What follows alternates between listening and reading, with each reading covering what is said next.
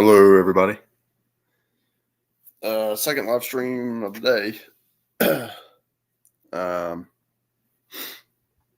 Yeah, pretty long day, but a good one.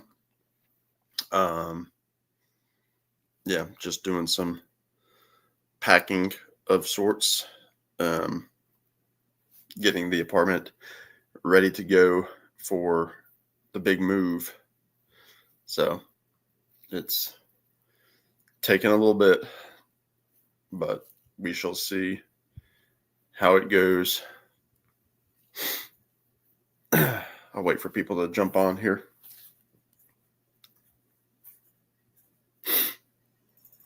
Looks like people are jumping on. Just kind of a random stream here. We'll see how late I stay up.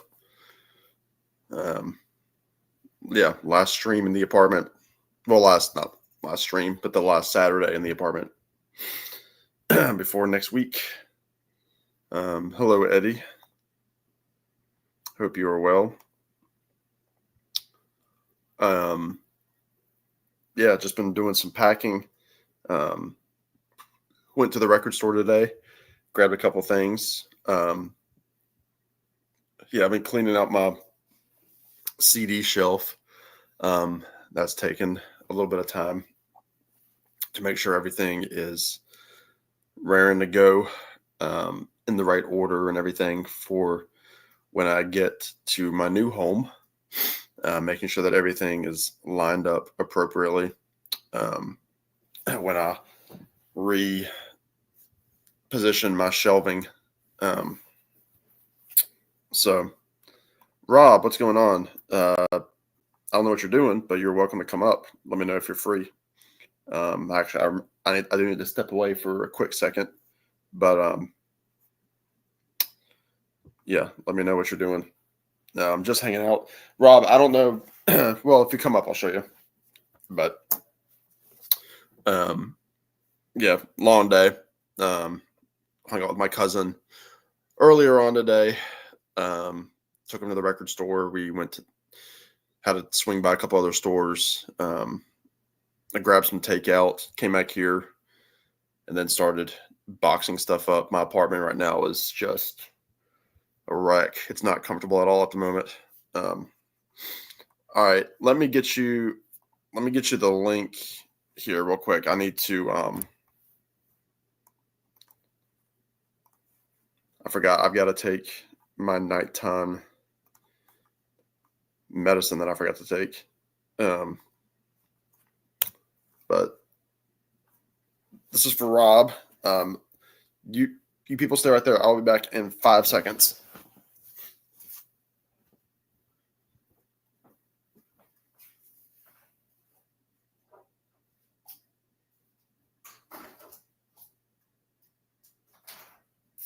I promise I'm coming back.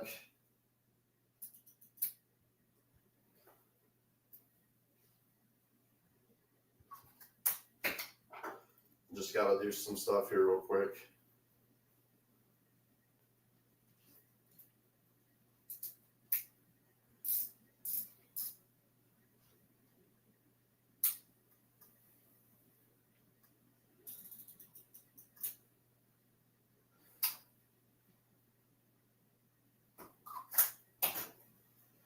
I'm coming. Believe me. Oh, man. Sorry, everybody. All right. There we go. Hey, man, how you doing? Good. I was just bored. You sound like you're a little under the weather there. Yeah, I'm on the tail end of a cold here. It's funny. My fiance has a friend staying with her for the month. She lives in Morocco, and she's here for the month for the wedding, and then she's just going to be doing some stuff in America. We're visiting family, but she brought a cold over because I was hanging out with them the other day, and so I had the worst of it the front part of the week. So now I'm kind of, thankfully, I'm not going through, Right. tissues and stuff like that. I'm on day 2 of no cold meds, so I'm That's good. That's good. I'm glad it's this week. Yeah. Yeah, next week would be not ideal. Yeah, especially with packing and just everything. That's How hit far next away are you moving from where you are now? It's an hour 40 kind of northeast. That's not too bad. Yeah. So I'll be that much closer to I'll be about 2.5 hours from DC versus about 4 hours. Sure. And then about an hour and 15 from Richmond in the capital here in Virginia, which those are all music centric kind of places. Yeah. So Yeah. I'm gonna have to really be careful with that. Are you is Paul coming to your neck of the woods on the recently announced tour? No, we're the closest. I mean, he's coming to like Nashville, which is like over 6 hours away, and he's coming to Pittsburgh, which is like 5.5. Right. But Alex and I are trying to finagle it. He's coming to Columbus in November, and so I've talked it over with the proper channels, i.e., my fiance. Right. And she was like all in. She's like, you should go hang out with Alex in November, and so we both put in for the pre-sale. It goes on sale Tuesday. Yeah, I went in for the pre-sale because he's going to be 45 minutes from here in Hamilton, Ontario. Oh, but yeah, you got to go. That can make up for Oasis right there. Yeah, I've already seen Paul. I haven't seen it, so it will go a long way to easing the pain. There you go. Yeah, right. It's not quite, but I'm looking at it like this. I'm like, well, I can see Paul one more time because I don't know that there's going to be many tours after this. Well, of course not. He's got more tours behind him for sure. Right. So he's going to be in this. So he's playing in what was a hockey arena. It still is. So it's been closed for like 3 years because they've been completely redoing the whole place. So it's going to be, for all intents and purposes, a brand new arena that is designed to be a concert venue. So it should be interesting, and it's close by. Yeah. So we'll just see how crazy expensive it is. That's my only concern. Yeah, I went live this morning, believe it or not. Actually, around noon today because that's just what I was feeling like. There was a good crowd. We had all the old Wednesday night people except for you were up there. Glenn was up, Jason and Alex. But Alex was asking like what my max would be for tickets. Right. He's saying, and this is public knowledge, I'm not saying things that aren't known. Alex said his max is 300. Yeah, I think I'm probably in that boat too. He's playing in an arena too. I think Alex said 18,000 is the max. Yeah.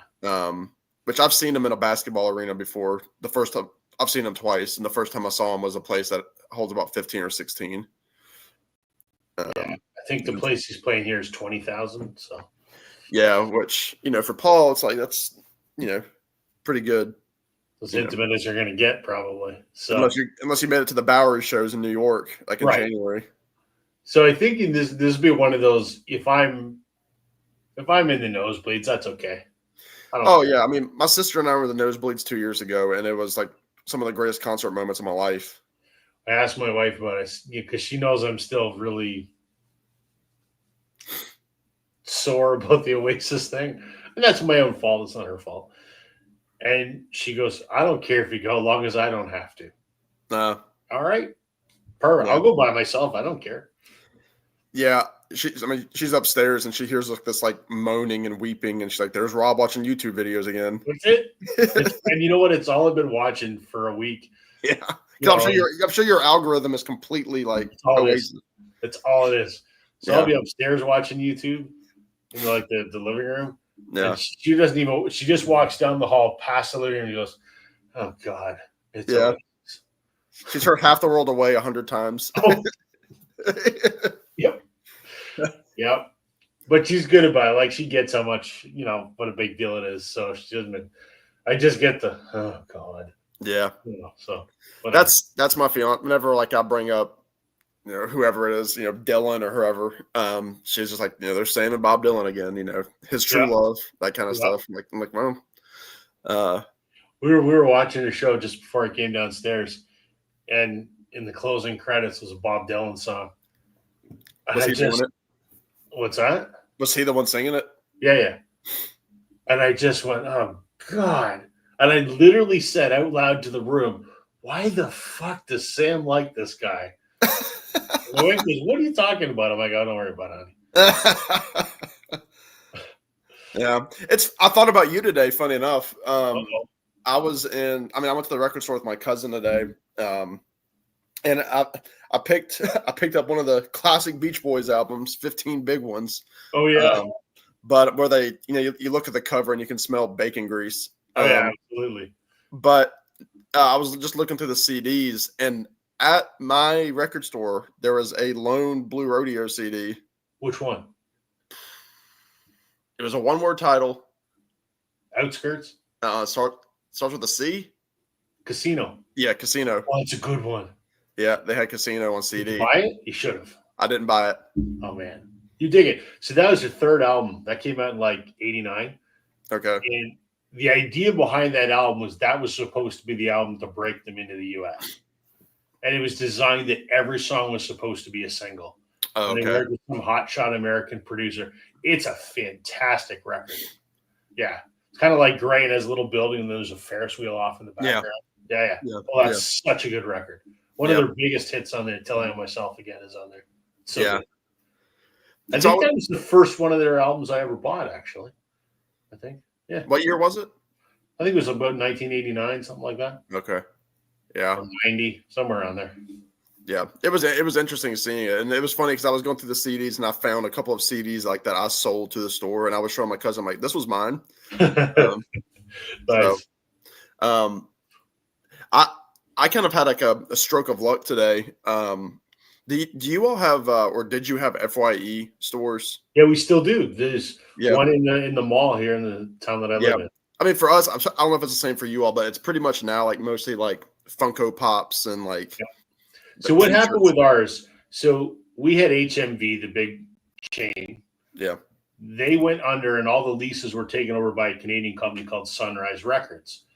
And then Sunrise almost went tits up, and some billionaire bought it, who he owns. So he owns Sunrise Records. He owns Toys R Us, which never went bankrupt in Canada. We've all that's right, going just fine.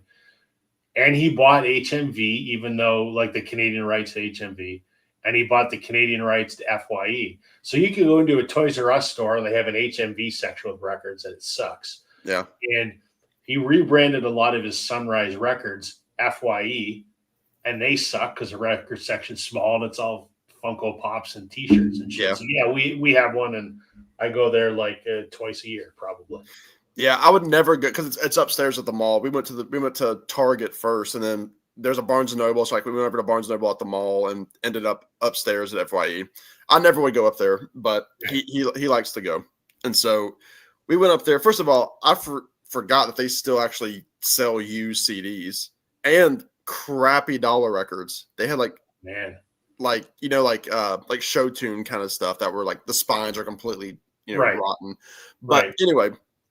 So I'm looking at I'm going through them, and I mean the stuff is incredibly expensive. A lot of this crap, like there was a triple record that was $100 here, and I mean single. I mean they had like Green Day, reissue records like $45-$50. It's like for single disc. I'm like, good grief, good Lord.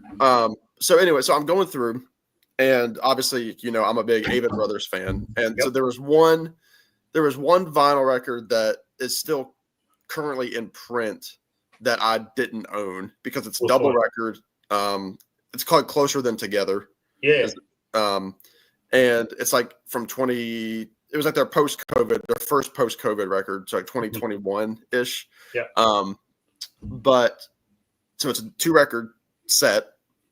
And usually, it's on Amazon. It's a new record, $39-$40. Right. And I'm always like, I don't need it that bad right now. I'm always like waiting for the price to drop. So I go, it's in the A section. There's a sticker on it for $15 sealed. Oh, that's all right. And so I'm looking at it. And by this point, we've already been in the record store. I've already put some, not big money or anything like that down, but I've already bought a Roger McGuinn record, a Beach Boys record, and a few like $3 haulers. Right. And I was looking at my cousin, and I'm like, this $15. I'm like, I've bought a lot of records this month. I'm like, I really shouldn't buy this record. And so I put it down, and I kept looking around. I was like, I pulled up my phone. I was looking at it online. I'm like, that's a really good deal. Oh yeah. Like, and I'm gonna get it at some point. I'm like, why not get it now instead of pay $40? Right. So I get it. Go up to the register, and the guy, he's going through the spiel about, becoming a rewards member or whatever. So I'm like, does it cost anything? And he's like, no. He's like, it'll save you 10%. I'm like, sure. So I give him the email, all that, blah, blah, blah. He runs the record through. It shows up as $63. Again, double record set. And so I'm like 15 on the thing. I'm like, it shows 15.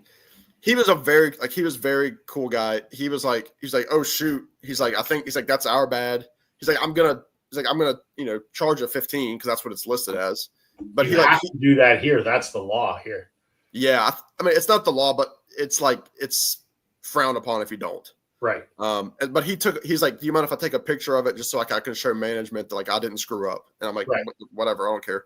So he's taking pictures of it, and like he was telling me like he's like that was probably an old sticker before like vinyl prices were going up and they just didn't change it. It was like a screw up on them. But I ended up with that and signing up as a rewards member. I ended up spending $14 on this double record that's worth about 40 sealed. And so I'm like, I mean, I'm sorry, but that's not sorry. Yeah. So good, man. Yeah. That's so I'm glad I went back for it because it was supposed to be $63. That's a score, man. That's a score. Yeah. So that's a score. I got to show you this here. Hold on a second. You'll have to watch my video tomorrow to hear the story, but U2 Passengers. Wow. Yep. Finally got it. That's been on your want list. Yeah. So that's the Record Store Day reissue, but I don't care. I don't care. It doesn't matter. It was a very long, convoluted route to get to my possession. So I'm absolutely thrilled. So that's the video that once we're done here, I'm going to edit it and it'll be up tomorrow sometime. But finally got it. Thrilled. That's my other stack. I ended up last week finding the Robbie Robertson self-titled. Nice. It was $6, and it was clean as a whistle. Yep. And it was great. I listened to it last week while I was working. I'm like, that's a good record. It's a good record. Like I remembered it when I was a kid when that came out, and I remember like Showdown at Big Sky and Somewhere Down the Lazy River. I remember those on the radio all the time when I was 8, 9, 10. But I wasn't a music fan. I didn't know who the hell Robbie Robertson was at the time. And it wasn't until, 3 months ago or whatever, when we were talking about it on the live stream, and Joe's like, you realize that U2's on that record. Yeah. What? He goes, yeah, U2. I had no idea. Well, then I went searching for it, couldn't find it anywhere. And then Keith from Attack from Down Under gifted it to me, which was wonderful of him to do that. So it's a really interesting record. I like it a lot. I think I was tuning in when that conversation was happening because I remember at my store picking it up, and I was like, I guess it makes sense that it's harder to find up there because he's a lot more popular, and that those songs would have been on the radio. I doubt that we ever had Robbie Robertson songs on the radio here. But I remember I was looking and I already had grabbed the record. You go to a record store and you kind of just set the record on top of the other stack while you're. This guy next to me was like, older guy, probably late 50s, early 60s. He was looking through and he looked over and he's like, "That's a good record." And I was like, "Yeah, I've got a buddy in Canada who he had like the hardest time finding this thing." He's like, "Yeah, it's a good one." Yeah. So I was like, I mean, like I said, it was real clean, and like the 2 songs with Bono singing, and obviously like Garth is on it, Rick Danko's on it. Yep. And obviously Lanois. It's like the perfect bridge album because it was it was right when Joshua Tree was being recorded, and Peter Gabriel's on it. It was like the year after So. Yeah, exactly. So it's Lanois, it's his people at that time in like 86, 87. I've got this idea in my head that I want to do a video at some point because I'm such a big fan of the band, but they're on a whole lot of other records that you don't know about, like the Robbie Robertson record. Yeah. So I want to make a video because I probably have 20 albums that someone from the band plays on. So I kind of want to, it's kind of like the spider web, right? It starts here and then just goes out, right? But I got to find, there's a great Canadian band called the Northern Pikes. Yeah. Big in, the, I guess, 80s, 90s. And they had their big hit was She Ain't Pretty, She Just Looks That Way. Well, Garth Hudson's on that record. He doesn't play on that song, but he plays on that album. Mm-hmm. Joe's got a copy. I've never, ever seen one. I'm trying to track that one down, and then I'm going to make that video because I think it's kind of interesting. I mean, I think I might do that with a couple different artists. I was looking through some stuff, and I must have 30 albums that Jim Keltner plays drums on. Oh, yeah. Yeah. I mean, horror is not the right idea, but you know what I mean? Like, he's on everything, right? They ask him to play, and he's like, all right, I'm here. So yeah, he was the guy. Oh, that's the song. Yeah, I mean, because I was thinking about the band, and I was trying to remember who sang it, but there's the song Richard Manuel Is Dead by the Counting Crows. Yeah. But obviously, Robbie and Robbie and Garth and Richard are on Southern Accents by Tom Petty. But Best of Everything, which is like the long lost band song with like the Alan Toussaint kind of horns. Yep. That Robbie produced. Oh, that song, hearing Richard on that song singing the harmony, it's just like the most mournful thing. It's funny that there's a song called Richard Manuel's Dead. There's another song called The Day Rick Danko Died. Yeah. Which is by a guy by the name of Luke Toussaint. And it's funny that. Yeah. And then, because, I mean, I know, like, obviously, like, Elton John had the song Leave On, and he always, like, said that it wasn't, inspired by Levon Helm's name, but I feel like the band in some way played on some of those mid-70s records, like different they probably do. members. Yeah. I looked, and there's not really a comprehensive discography of maybe there's a way to find that on Discogs. I don't know, but I bet you can find credits. Yeah, that's what I'm wondering, if there's a way to find album credits, maybe. Yeah. Because I'm sure I've got a lot more that I don't know about. You can't remember what's in the liner notes of 1,000 albums, right? Well, it's the same kind of web with the Heartbreakers. I mean, like Benmont Tench, that dude was in demand in the 80s. Yeah, man. I mean, they were on all those Johnny Cash records with Rick Rubin. Yep. Obviously, the Stevie Nicks stuff, the solo stuff. Well, yeah, and that's another thing. I was thinking about the Heartbreakers. I was thinking about the Stevie Nicks record one night when I was lying in bed because I couldn't sleep. As you do.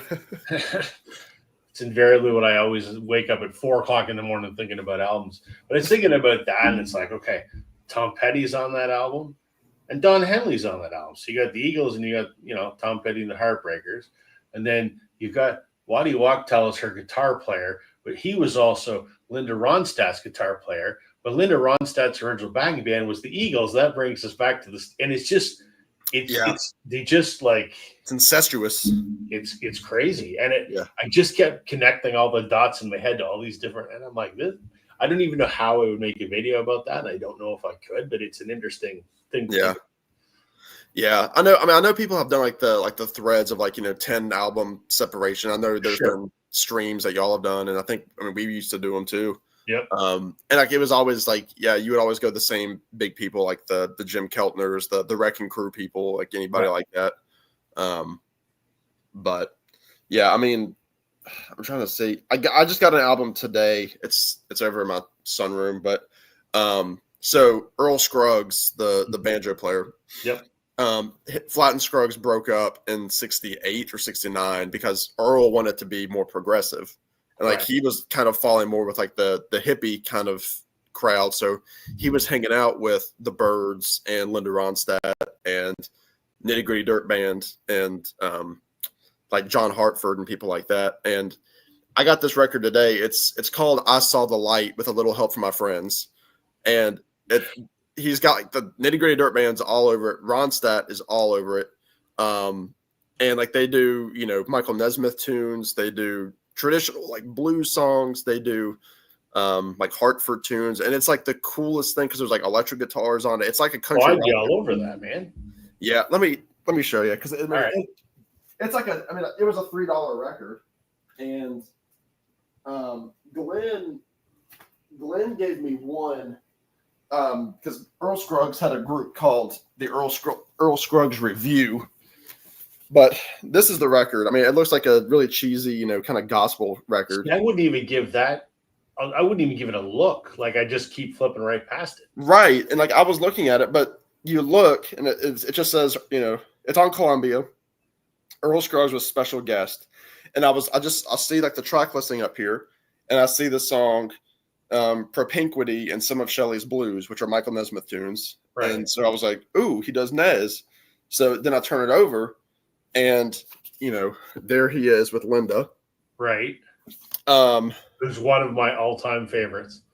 This is the Nitty Gritty Dirt Band. Yeah. You have Norman Blake, who's one of the best guitarists ever. He played with like a lot of those sessions guys. Yeah. But yeah, I mean, it's just got so many great. It's 1972. And like some of these songs are just like standards in like the bluegrass world, like Rock, Salt, and Nails, The Banks of the Ohio. They do a version of Ring of Fire, the Johnny Cash tune.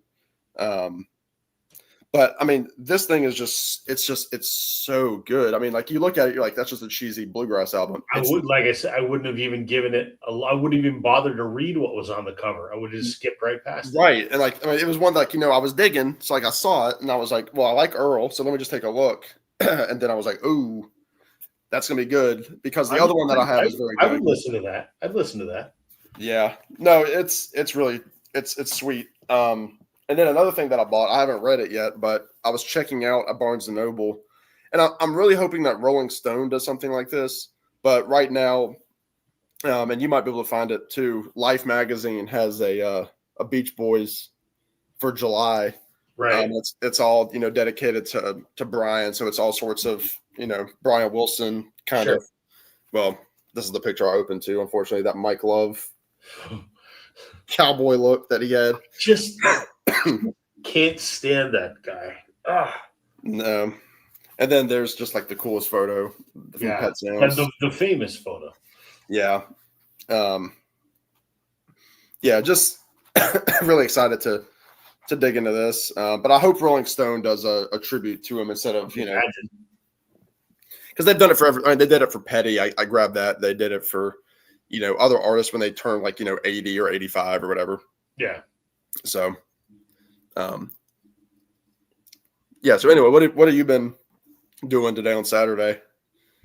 It is disgustingly hot. We have a heat advisory on right now. Yeah. So it was a stay in the house kind of day and try and keep my son occupied. Okay. That was it. Did nothing. Did a little bit of housework, but that's it. Nothing. Now, is he he in school this year? Oh yeah, he's in grade. He's going into grade 4 in September. Oh, 4. Wow. Yeah, time flies, eh? Yeah, that is wild. Yeah.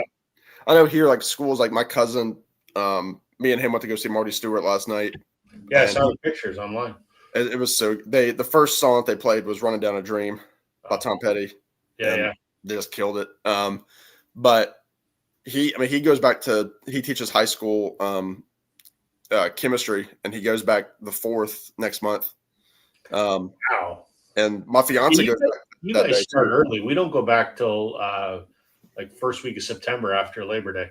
Well, see, a lot of the districts around here, and my fiance is included, they want to end in May this year. So they cut the summer like a week and a half short for a lot of districts. Right. So that just means teachers have to go back like the first Monday of August, and then kids come back like the following Tuesday or Wednesday. Oh, it sucks. Yeah. Yeah, we always would go to the last week of June, and we'd start the first or second week of September, depending when Labor Day fell. Yeah, last week of June would be rough because we always would get out like the second or third. I think this year he went right until 27th was the last day of school. 27th of June. Good gosh. Yeah. Wow. So he's only been out a couple of weeks. Yeah, he's only been out 2 weeks, and he's already complaining that he's bored. I never once did that during the summer. Me neither. I was the only child, didn't have any siblings, but I found a way to keep myself busy. Yeah, oh yeah, Never complained, because if I complained, I'm sure they would have found something for me to do that I didn't want to do. yeah, So as yeah. long as I was it was all good. Yeah, I was. I mean, when I was living at home, summertime, I was obviously mowing the grass for Me my too. parents. My dad was working, but I was also like, I was keeping myself occupied with, softball, Yep. and just vacations and stuff. Hey, You're right. Rich, if you want to come up, let me know. I know it's late.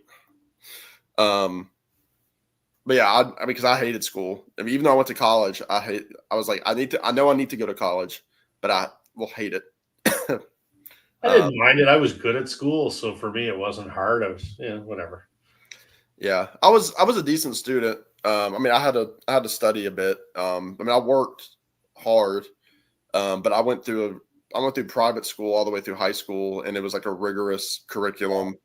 And then in college, it was liberal arts, so obviously, like I'm taking a little bit of everything, and like the stuff that I absolutely hate, like bio and chemistry and psychology, like that stuff. I'm like, I'm never going to use this for my career goals. But I had to Right. take it. I had to get like the general like 100 level courses. Right. So, uh, yeah. Um, do you have to go? Do you have to go back to Vegas at all this summer? No, I got out of doing the Vegas. I got out of the Vegas show, which is awesome. Thankfully, I don't have to go back anytime soon. So it's like a week and a half from now, and I don't have to go, which is good. Yeah. It's good. Um, I'm still not going to make the Buffalo party, unfortunately, because I've got other commitments. So that kind of sucks. But But you're yeah, meeting, no, you're meeting some of the guys, aren't you? Early. well, I was supposed. That's the other shitty thing. So we're supposed to get together on Monday. So David Atkins is coming in from England. He's flying into Toronto, hooking up with Brian. Jason Skills is going to be there. FVA is going to be there, and somebody else is going to be there. And I was going to meet them. I had a meeting in the morning. I was going to meet them, and then on Friday, I got meeting request after meeting request, and my Monday is stacked with Teams calls from like 10 in the morning to like 4 in the afternoon. That's so stupid. And I'm like, well, you see, we've had a kind of a upper management change. We're a multinational company, Yeah. but we have a new CEO in Italy, and they did some cleaning house with the guy that ran North America, who was my boss. So we have this new guy who's awesome. I like him a lot, but he's new to the business and new to the industry, so he's learning a lot. But even though I'm the sales manager, but he's an operations guy, not really a sales guy. So he's got like committees upon committees set up for different functions, which is all really good stuff and sorely needed. So we have like a marketing team, and we have an inventory team, and we have a product development team and employee relations. We have all these different teams. Yep. And different people sit on all these committees. Well, the problem is and they only put managers on these committees. I'm the only manager in Canada. So that means I am on every single one of those committees, right? So whereas my counterparts in the US, they might have like one of these things to do. Yeah. I have all of them. So you're spread thin. Oh, and then again, my boss, very nice man. I like him a lot. I called him on Friday at like 5 after 5. He goes, I'm not helping you because it's after 5 and you shouldn't be working. Mm. I'm like, that's nice, boss, but I got to get some stuff done. He goes, no, I'm not helping you. Go have fun with your family. I'm like, they're not even home right now. He's a very nice man. But also because he's not here, he's in Charlotte, and I'm here, and our office is here, and I'm the management person. He's delegating a lot of things that are kind of his responsibility onto me because I'm his guy. So I have my sales responsibilities, and I have all this strategic planning stuff and everything else. And then he's got me doing stuff like our building is up for lease. So I got to meet with the landlord to talk about renegotiating our lease. And I go, it's not my job. My job's to go out and sell, right? Thankfully, I have a couple salespeople that work for me, and those guys are awesome. And I'm like, guys, I got to put it on you. Go out there and say, I got to take care of all this other stuff. So Yeah.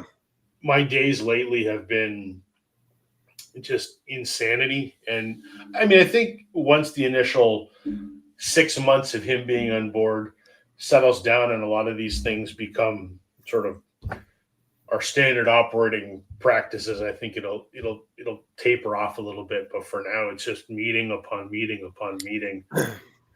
So yeah, Monday I'm not going to get to meet with those guys. I'm not going to get to see them at the party in Buffalo either, which is unfortunate. But what are you going to do? That's unfortunate. Yeah. It is what it is. I really hope to make it next year. I mean, I really do. Me too. Last year was a different situation because I wasn't working at that point. So I'm like, that'd be a stupid expense for me. And then this year, obviously, great reason why I'm not going. I think you get a pass on that. Yeah. Yeah. So I've gotten a few nice texts from people in the VC. I know. Anthony texted me earlier today. Gambler 812. Just a great guy. But is Saturday the big day? Is that a week from today? Yep. Wow. Are you nervous? So I'm not. No, it's fun. Everybody asked me that. No, my nerves are trying to clear out this apartment. You will be nervous. Trust me. Day of, I'm sure I'll have some butterflies. It's weird. So I've been married twice. I had a youthful mistake in my early 20s. But the funny thing, and all my married buddies say the same thing. You will remember nothing of your wedding day. And I don't drink, right? So I'm stone cold sober the whole time. I don't remember squat. There's so much going on. Yeah. That you'll go through the day, and then the next day you'll just be like, I don't remember doing that thing. And then as time goes on, I remember nothing. Yeah. I remember standing at the front of the church, and I remember eating the dinner. That was it. Yeah. Nothing else. Yeah. I think if anything, I'll definitely remember the heat because it's, mid-July. And apparently we did some looking, and apparently on average, the hottest day in Virginia is July 19th. Oh, man. So are you doing it? Is it outdoors? No. That's good. Rich, we are. I'll see. Probably for at least another 25 minutes at least. I'm not feeling very tired at the moment. But no, we're doing it. We're doing it at my church. And then the reception is about 15 minutes away at this. It's an old house that was originally built as like it was originally built for railroad workers to stay because this is a big railroad community. Sure. But it was a restaurant for a while, and now it's a reception hall. So the eating will be inside in like this big ballroom, and then the dancing will be out on the patio, which is covered with ceiling fans, right? But there's no walls. So it's hot. It's hot. It's going to be hot in Virginia, and it's not going to be dark until 9:00. Right. So I sweat. This is my second shirt I've been in today. I've changed the shirt. I'm with you. After my first live stream this morning, because I was like, I need to go to the record store. So I finished up like at 1:30, and I was like wearing this T-shirt earlier, and I was like, I can't wear this. So I put this one on, and so it's ridiculous. So I know. I'm probably gonna bring 2 undershirts and 2 dress-up shirts. Sure, yeah. Just 2 plain white shirts, because I'm gonna be like, I know after the church, after like having 200 people staring at me and just like 200, holy crap, man. Yeah, it'll probably be 200 at the church. We have about 160 for the reception. Cheapers, man. But we're both. My mom's side of the family is like 34 people. Wow. And then my dad's side, there's 10 coming from that side. So just family for me is like 45 people. I have virtually no family, so for me it's tiny. Yeah. And then and her family, like her mom's side, that's probably another 25 or so. Yeah. So wow. So when's the move happening? Oh, there's Rich. Hey, Rich. Hey, Rich. You there? There you are. I am here. What's up, guys? Just a boring old Saturday, well, now Sunday morning stream. You got insomnia like I do? I'm up late to, can't sleep. Well, I know Rob. He's the most night owl of night Oh, I'm owls. all at 2:00 in the morning every day. Yeah. I like the quiet. I mean, I love knowing that my wife and son are here, but they're asleep. So this is I get a couple hours to myself, which is nice. Cool. Yeah. What you said something, Rob? So when's the move happen? You got to be out of the apartment by the weekend. So that's the good thing. I don't have to be out of here until the 15th next month. Oh, that's all right then. So but when we get back from the trip and everything, we'll have about 3 weeks.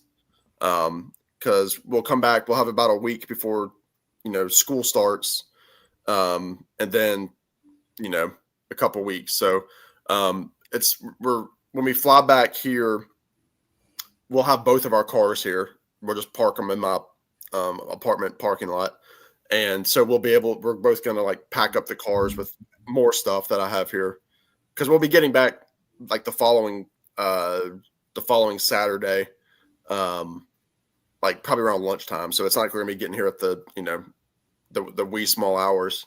Right.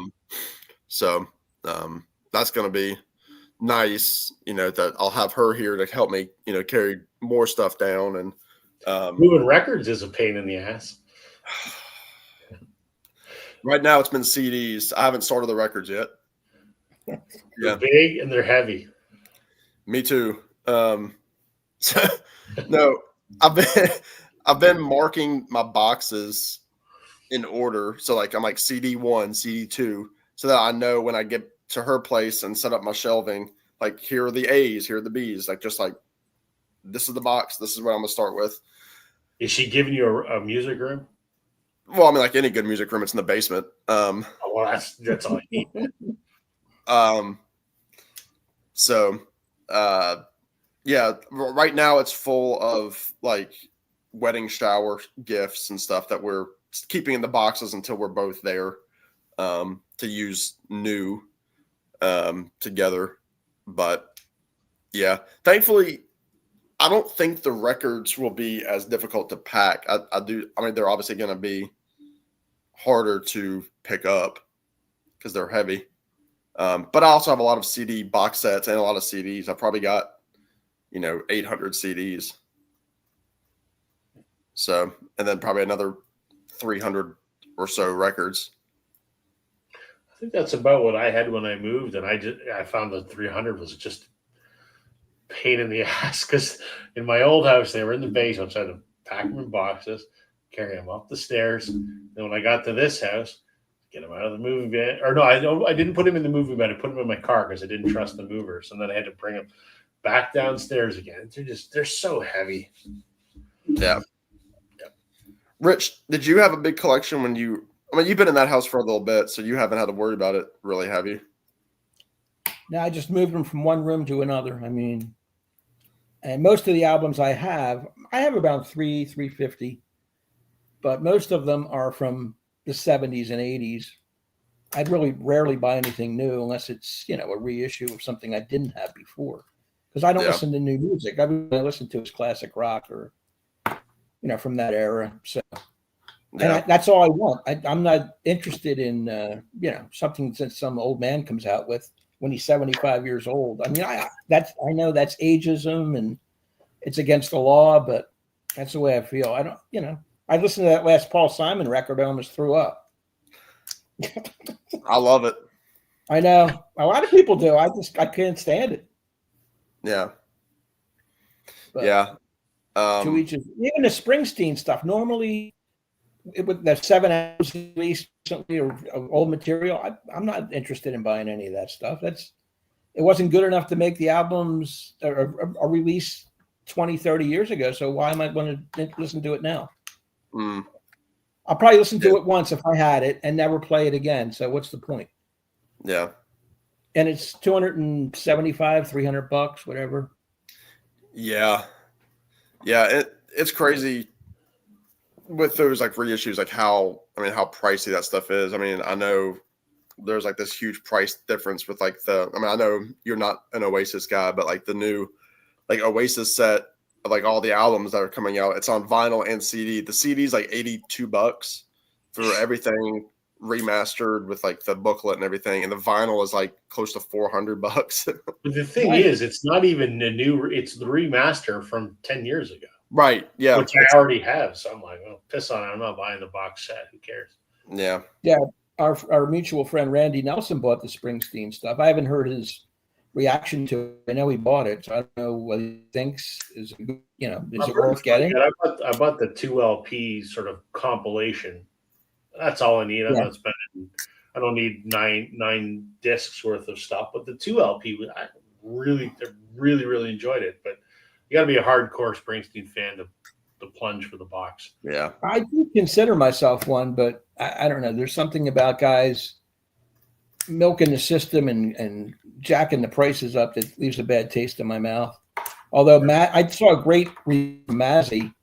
He thought it was fantastic, and he sold me on it. But then I started listening to a couple of the albums, and just like it's mediocre Springsteen. I would never play it. Yeah.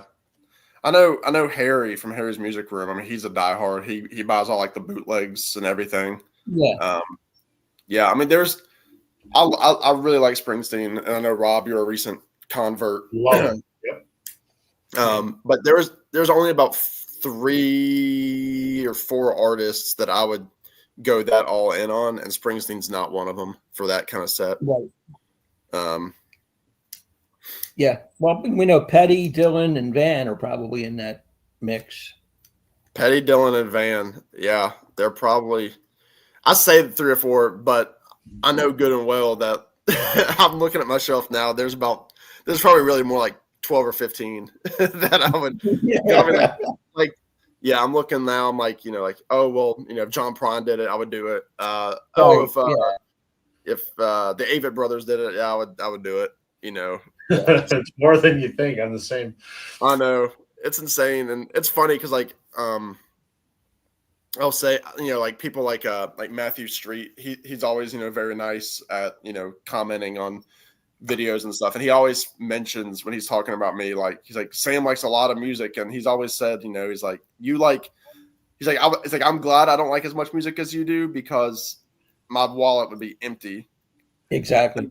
Yeah. It's frustrating. It is, and I can't imagine even more so people like Chris Prophy or JT from JT's Record Room. Like, if I like that much music, I would give up. Yeah. Speaking of expensive, this comment here, I just decided just the other week, I think I need to get all the Oasis CD singles because there's 29 of them, and there's a lot of songs. That's the only place you're going to get them. Yeah. I know they put out the 2 CD box sets a couple months. I can't afford them. They're crazy expensive. Thank you. I think I'm gonna jump on the old eBay and start picking up all of the CD singles. I can't afford them on vinyl; they're too damn expensive. But people are selling the CD singles. You can, there's a bunch of sellers in the UK that are like, 10 of them for $20. Cool. Well, yeah, they had 2 of the 7 inches at Barnes and Noble today, and they're like $22 a piece. Yeah, and I was like, man. I saw a couple of 12-inch singles, original ones from Heathen Chemistry at one of my locals, and they were $60 a piece. And I'm going, for a single, nah. But and I'm not a big CD fan, but I think I got it because I'm such a massive Oasis fan. I got to get all those CD singles. Well, I was like, like the Beatles stuff. I know you're not a CD guy, but like you had to get the Giles Martin box sets because you were getting all the demos and stuff on the 2 record set. Exactly. Sure. What was I going to say? Oh, I mentioned it this morning, but did you all see? Because I mean, you're both classic Fleetwood Mac fans. That Rhino Hi-Fi is putting out the self-titled, but the different versions that they're putting out is unbelievably expensive. I only saw 2. I didn't know. Is there what's the? I saw there's the one and it has a 45 with it, Just Yeah. single. That's It's all. two 7 inches. It's two 7 inches. So it's just one 7 inch, but it's two songs on both sides, I think. Right. And then they're putting out just like the Atmos like CD. Screw that.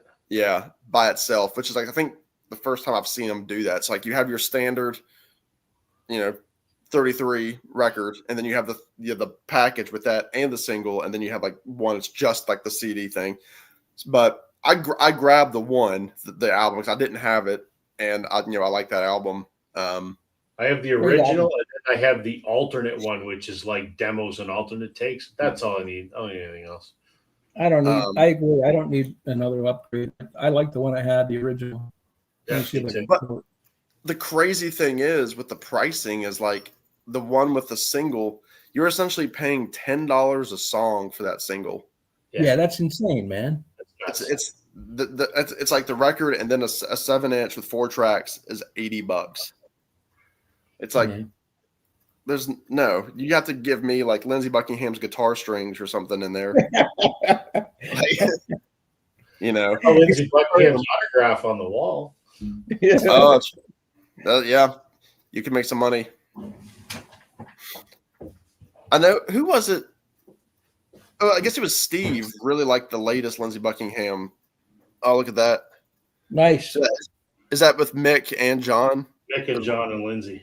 Okay, very cool. Good one. Very nice. I didn't meet them. I bought it. It's authenticated though, so that's pretty sweet.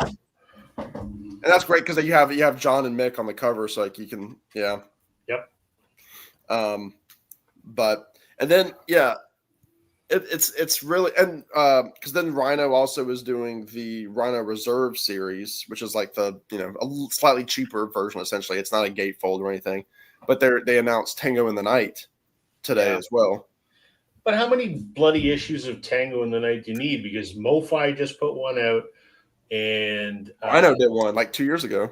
Yeah, Box and set. Vinyl Me Please did one a while back. It's a good album, but Christ, how many of them do you need?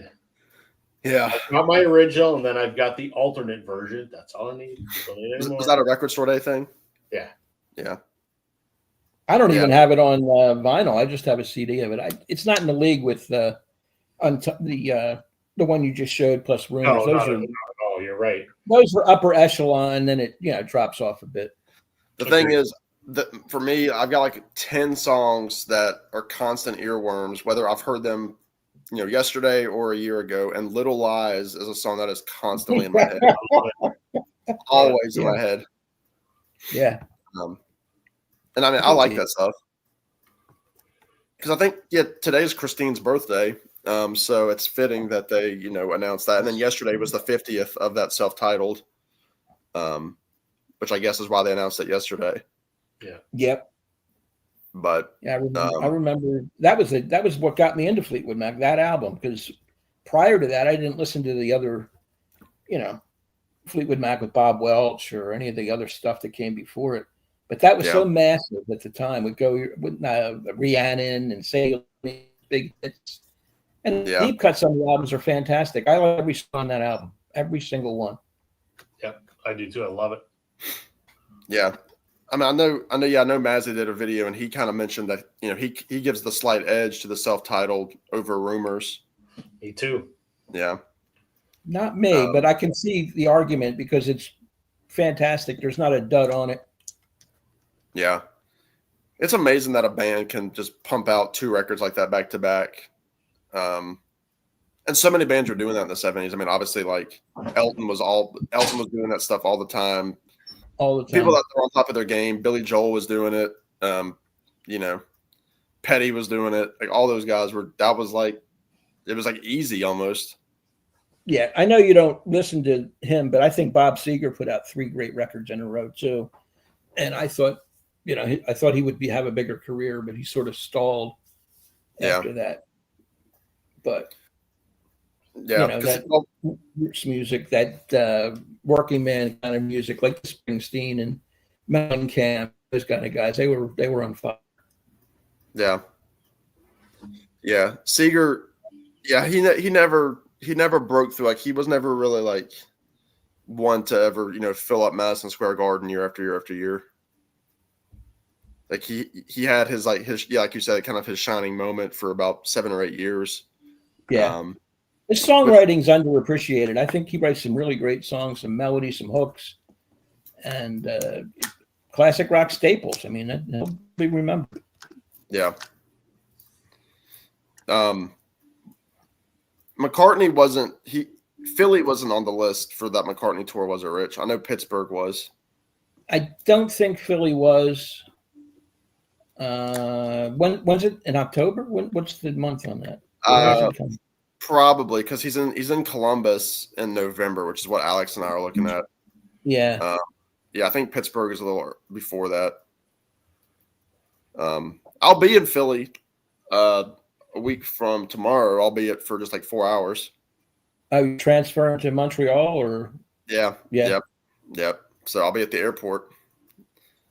I'll wave from about 28 miles away. That sucks that it's so close, man. Yeah, if you want an airport burger or something, you know where I'll be. Yeah. Otherwise, that's one of the reasons I wanted to jump on, to wish you well on your wedding day, because I don't know that I'll be talking to you this week. You're going to be swamped, moving and this and that. So.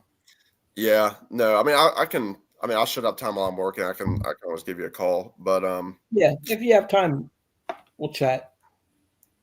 Oh, Kimba saw Paul 10 years ago in Columbus. Okay, I didn't know you were out that way, Kimba. But I heard what Rob said about, you will be nervous and all that stuff. He's right. You're going to be nervous, and you won't remember every detail. That it'll be a blur. It'll blur. Yep. That blur. I mean, I remember very few things of my wedding day. I don't even remember what we ate or if I ate. Me neither. Yeah. You get overwhelmed, and you're not really overtly nervous, but there's something about it. Just you're drifting through it, and in a way, you're glad it's going to be over, and you can get to the honeymoon. And there's so many things going through your mind, and I'm sure for me, it was just like, I don't like being the center of attention, right? But you got like a couple hundred people there, and they're looking at her, and they're looking at you, and the whole day is about what you guys are doing every second of that day, and you've got to be here at this time to get this thing done, and then you go walk down the aisle, and then you got to say these things, and you got to be here to take pictures, and it's as simple as I can put it. It's a lot. It's a lot. Yeah, it is a lot. No, I think it's really gonna hit because like Thursday or when most of my guys are gonna be in town, and we're just doing I'm not like a bachelor party kind of guy, so we're just going out for like a meal and like a couple of brews on Thursday, and just like it'll be a good chance to see some of those guys. Like I've got one guy in my party he lives in Charleston, in South Carolina. I've got another guy coming from Asheville, which is my best man, and then her brothers are from DC, and so it'll be good to have everybody in one place. And I think Thursday, once I get off work on Thursday, because that's my last day of work, will be like ooh, like there's stuff happening. And then obviously like Friday, like we're having like rehearsal, and there's like a party, there's like a rehearsal dinner, and then there's gonna be like a welcome party, and then the wedding itself, like I don't think I have to be anywhere until like noon for lunch on Saturday, and then like early photos with the guys like at 1:30, and getting married at 4. So I mean, it's like technically it's less than a week at this point. It sure is. So and then kind of a mid-afternoon flight the next day. So I think by the time we touch down in Canada, I'm gonna be just dead. Yeah. I remember more about my bachelor party than I do about my wedding. That's the sad part. And I don't drink, but I got shit-faced that night. What was the drink of choice that night, Rich? I was just pouring beer and shots, whiskey down. Yeah. Strippers, the whole 9 yards, just making an ass of myself. Yeah. But you only live once, right? Might as well. I had to be taken out of the facility once because I threw up over my shirt. They brought me home. I got a new shirt on and took me back. Good Come on. gosh, man. Oh man. I took a beating. So Yeah. was that far enough out? Like it wasn't like the day before, like the rehearsal or anything. No, it was I think it was 2 weeks before the wedding. Okay, so you didn't have to show up like No. glasses on and drinking black coffee. No.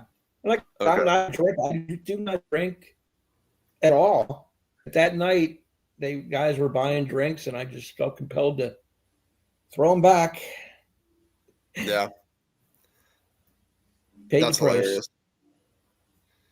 Yeah, I have pictures. There's pictures somewhere of my debacle, but they're buried. Yeah, that's so funny. Cause I always view you as like obviously like even keeled and that kind of thing. So it's funny. yeah. For you, right? And they were twin strippers, twisters. Oh, well, Wasn't I think you shocked Rob. No, I've got stripper stories like you wouldn't believe. yeah. Yep. Let's just suffice it to say, remember I told you, Sam, I'd been married twice? Well, after I got divorced the first time when I was 25,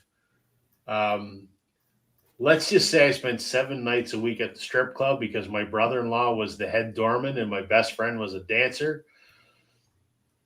I didn't leave that strip club for about a year. I have stories that would make you think, question why we're friends. No, that's pretty good. Yeah. You're better off. I was like Norm at Cheers. I literally would walk in the door and then Rob, I shit you not. Yeah, that's wild. Yep. Yeah, It served its time in its place. It was good post divorce therapy. yeah. It's gonna be very surreal. I think the most surreal will be when I realize like I'm not living here anymore. That I'm in a new town and that's gonna be cool, but different. Yeah, it's a new chapter. You got to look at it that way. It's a new chapter in your life, and be adventurous. Sam's growing up. He's a man now. That's right. That's what Gary said in his video. He's like, our little Sam is no longer a boy. He's finally become a man. That's only Gary could say. Yeah. Are you getting rid of the beard, or is that staying for the wedding? No, I'm. God bless you for calling us a beard, but scraggly, whatever it is. Yeah, this chocolate that I have, this dirt. No, what's funny is she doesn't like when I like cut down to the skin. So it's gonna be probably about this. I mean, I'll clean it up a little bit, but this is about like I've gone down like with like a zero guard. And it's always like shocking to her, and she's never a big fan because I've got such like this like pudgy little baby face that I look really young when I cut even this little bit off. So I haven't been clean shaven since I was 19, and I'm 47. My wife has no idea what I look like, and she was always like, "Shave your goatee off." I'm like, "No." I said, "My face looks stupid now. You should see it with no hair on." Yeah. And she didn't believe me, so I found a photograph of myself, and I'm relatively competent in Photoshop, so I photoshopped it out, and I showed it to her. She just about pissed herself. She said, "Do me a favor, do not ever shave it off." Well, there's like a filter. You look ridiculous. I go, I know. There's like a Snapchat filter or an Instagram filter that you can like put it over and like look what you look like. I like to see both. We did that a few months ago and to show my son, and he laughed his ass off. He goes, "Dad, don't shave your face." It's funny. My dad. I've never seen my dad without. My dad always at least has a mustache. And the reason is he has a sister who's about 18 months older than he is, and they look exactly the same. I mean, she has like almost like a crew cut haircut, very short. Her hair is shorter than my dad's, and his logic has always been if he were to shave, he would look just like her, and he doesn't want to do that. So he'll always keep the mustache. He'll occasionally a lot of times he grows like what you have there, Rob. But like right now he's got a beard. But the most I've ever seen my dad shave is everything but the mustache. But the mustache will never come off. If My he's upset problem is now it's so bloody white you can hardly see it anymore. Oh yeah. Getting old. Yeah. No. Join the club. Yeah. I haven't hit any white hair yet. Any grays. You're still a baby, Sam. You got time. Yeah, you're in your early 30s. You hit 5, you'll start seeing them pop. Yeah. You got that full head of hair. Jesus. Thankfully, the hair's not going anywhere. Yeah. I lost this when I was 26. Wow. Yeah, that's about when it happens. Yep. Yeah. Which is fine. I don't mind being bald because I never have had it. I never have bed head. I never have to wash my hair. It's great. Yeah. Once every week, I just take the clippers, no guard on, and there you go. It's all good. What was I gonna say? Yeah, so I think people were asking me this morning. I don't know if you watched this morning, Rich, but because I streamed because I was avoiding doing actual work. But I think Alex was asking like when the next concert was, and for me, my next concert's Oasis over Labor Day weekend, which is we haven't even touched planning that yet because we've had to plan the honeymoon and everything. So like now that that's all planned, like once we get back, I'll have to like figure out hotels and transit and all that stuff. That's in North Jersey, the Meadowlands up in that area. Yeah, it's at the Meadowlands. Yeah. Yep. So I'm seeing him the 31st, and then I know Matt Street is seeing them on the 1st, the next day. But yeah, that's gonna be. I dread getting into the venue. Yeah. So where they're playing here is it's called the Rogers Stadium. It's a 3-year temporary facility that they've built. It's on an abandoned airstrip, and when they announced that they were building this venue, and Coldplay's there right now, like tonight they were there. Oh wow! 3 or 4 days Coldplay's been there. And then they were the second act to play there. Then Oasis is rolling into town. And the reports about this venue, and this is why part of me is glad that I don't have a ticket, because it's a 65,000 seat outdoor facility and there is 0 parking. Yeah. Not a single spot. They expect everyone to take public transit. There's 1 subway stop. And when you get off that subway stop, you have to walk almost half a mile to get to across the abandoned airfield to get into the venue. And it's been an absolute shit show. And people were complaining even as early as like tonight, saying once the show is over, they don't have enough gates to let people out. It takes 2.5 hours to get from your seat out of the venue. And then you got to walk that half mile back to the subway station. It's just a shit show. Heck no. Yeah. So I'm kind of glad that I'm not going. But I'm also heartbroken that I'm not going. Yeah. I know like the big thing around here was at Virginia Tech a few months ago, Metallica was here. And because Virginia Tech's football song is Enter Sandman. This was the 25th anniversary of them using Enter Sandman. And so Metallica was there to christen that. They'd never played in Blacksburg.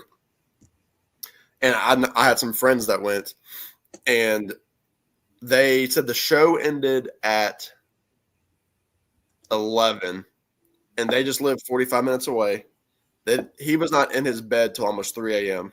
Oh man! Because of getting out of Lane Stadium into the car, waiting through traffic, and getting back to Roanoke took that long. Wow. And he got up like at 5:30 for work. Yeah, Kimba, it's East Rutherford. It's the first night. Yeah. Then yeah, based on the clips, it's gonna be great. Yeah, I've done my best to avoid watching the video of behind them for the intro and stuff. I want that to kind of be a surprise because I know what the set list is. So, but yeah, I don't know because I'm the only one who bought a ticket, so somebody's gonna have to figure out what to do. and I don't know how far we're going to be staying. I mean, thankfully, I'm off Labor Day Monday, but yeah, I don't know, because like the doors are going to open like at 5, and I'm kind of the mindset. I'm like, I'd rather just like get in there and just hang out. You know, I mean, stand in the merch line for an hour and a half, instead of worrying about like being late getting in there. But they do have 2 openers, so it's also like, Right. I don't really care about them. Who cares about the openers? Yeah. Yeah. One of them's Cage the Elephant, which have a huge following, but like I don't know any of their stuff. So I think my plan is, unless I can find a ticket, which probably can't. yeah, If they do the pop-up store like they've done at Cardiff, and I don't know if they did one in Manchester. If they do one here, which imagine it, well, I'm going to go to the pop-up store a couple days ahead of time to see get some tour merch. But I also noticed people were posting pictures from the Coldplay show last night, because in Toronto the show is at an abandoned airfield. There's a park next door, and it has a hill, and it's a public park. And you can see the venue. You can't see the stage. You can see the grandstands, but apparently you could hear it like you're sitting there. And I'm like, maybe I should just do that, because at least I could hear it. So Yeah. I might. Are you able, where you are, Rich? Are you close enough to any place that you could hear anything, No. like football games or anything? No. I'm in the suburbs, really. I'm not in the city. I'm right outside of it. The stadiums and the concerts are in South Philly, which I think is about 28 miles from my house. Okay. Something to that effect. Yeah. I mean, this is what a lot of people were saying was the final spark. I mean, the thing is that he made that money the first show. Yeah. So all they needed to do was do a weekend of shows. He made that money back, but they've got a 40-day tour. They're doing it more than just because of that divorce. That there was something else at play. It genuinely seems like, you saw the couple pictures or whatever. They genuinely seem like they're getting along, and they seem to be happy to be back together. So, Yeah. Part of me wants it to be the brothers have reconciled, but who knows? Yeah. Yeah. They're older, they're wiser, and they're sober. So Yeah. That's it. Which is crazy when you then take another duo, because for all intents and purposes, Oasis at its core is a duo. sure. You take somebody like, to use a Philly example, Hall & Oates. They're in their late 70s and can't stand each other now because of business dealings. Yeah. It's like really, you guys like decided in your twilight years of performing to hate each other. But I don't know. It's crazy what these musicians will say and do. Yeah. I hope it's sincere, and I hope we get a live album, or I hope we get a concert DVD, or I hope we get some new music. Even a new single would be fantastic, but who knows? Yeah. I don't know. Yeah, they seem to be doing professional recording, because like they put that Slide Away single out digitally. Yeah. So, but Rich, what is next up on your channel? I know you were doing the kind of like speed round, stuff with the guys. Are you doing another one of those? Probably down the road. We don't really have anything lined up right now because the guys are on different vacations. Randy's going to the Buffalo gig with the guys, and Brian was just in Nashville to visit his grandkids. Doc's got something with the family, so we're on a little bit of a hiatus. So I don't really have anything lined up right now. I was going to call Glenn actually and see if he wants to start something on Tuesdays and Thursdays, but I'm ready for the commitment yet. But that's a possibility. Glenn and I doing something together. Yeah. Yeah. I definitely want to pick up some more, collabs on the channel. I've kind of been in a slight lull for new ideas. And like, I want to I want to have a couple of things recorded to just like drop while I'm away, because I Yeah. feel like, you know, being gone for a week and then moving. I mean, I'm not gonna have stuff like I'm not gonna have like a record room to show or anything like that. It's like I need to have a couple of things kind of in the bank to like post just to like keep things rolling, because hopefully I'm getting more these like watch hours and things, and it's taking me forever to build up that watch hour thing. Yeah. And so I'm trying to get to that magic number, but it's taking me forever to get there. And it's like a lot of stuff, YouTube decides kind of what's going to be viewed and what's not. And my last couple of videos have not gotten great responses, but it's what it is. Yeah. Well, if you want to collab, let me know. Maybe after the wedding, when things settle down, we can get something together. Yeah, it definitely won't be until 1st of August. Yeah, that's cool. That works. Yeah.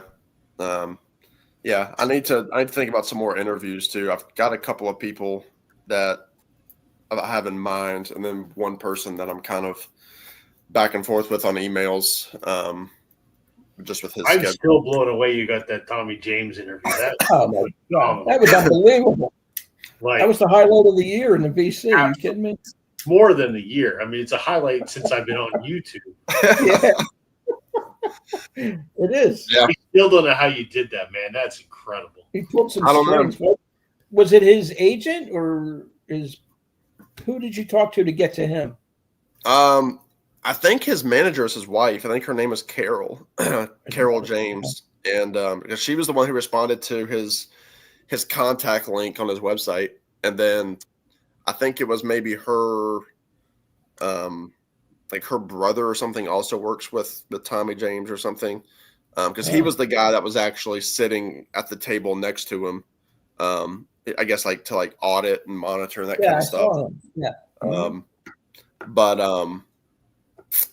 Yeah, I mean, so they were the two that I went back and forth with on emails. They would switch out. Yeah, I've got it pinned on my homepage. So if you just go to like my main homepage, it's the video that's like my highlight video. So yeah, I mean, and that's the thing. Like well, I'll let you watch the interview, but he gives some insight on what that book is gonna be here in the future. But yeah, that was just the sweetest guy ever too, which was like the coolest part. And yeah, just so happy to do it. And I mean, I've watched. He's been posting some like recent clips of some of his concerts. That dude is a machine. He sounds great. Yeah, I would love to see him. Cool guy. I love his music, especially back in the day. Big fan. Me too.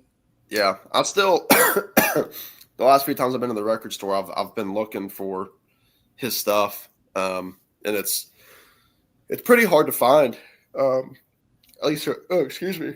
It's hard to find around here. Even like greatest hits, I can't. They're not in the bins. I've got his greatest hits, and that's it. Yeah. I only have it on CD. I don't have any vinyl of Tommy. Yeah. No. I had the 45s when I was a kid. I mean, I had all those roulette records from Crystal Blue Persuasion and all of them, Dragging the Line and so on and so forth. Sweet Cherry Wine, that's another good one. I like all those songs. Yeah. There you go. Oh yeah. There you go. Yeah. The Sweet Hair. Yeah. Love it. Yeah, I know. Yeah, last night at the Marty Stewart show, he's got this guitar. It's like a sitar kind of electric guitar where it's got the 6-string of the guitar, then it's got like a little like thing up on the upper part of the body that's you just kind of can strum upward. And the first time that I ever saw that instrument was Steve Miller had it, and Marty Stewart actually opened that tour. So I'm curious as to it was the exact same guitar. So I wonder if Steve like recommended it to him or what, because he uses it on his latest record. But it's like the trippiest, spaciest kind of thing ever. It's the coolest thing. It reminded me of Tommy James, kind of that kind of acidy kind of stuff. Yeah, I was again at the store today, and I could not find any. I always go through the J's and look, especially the last month or so since I interviewed him. So anyway, but it is 1:15, so I probably need to wind down here. But I appreciate both of you jumping on here. Oh man, with no Thank real you. topic. No, So- just rambling. That's what I do. I ramble, Rambled.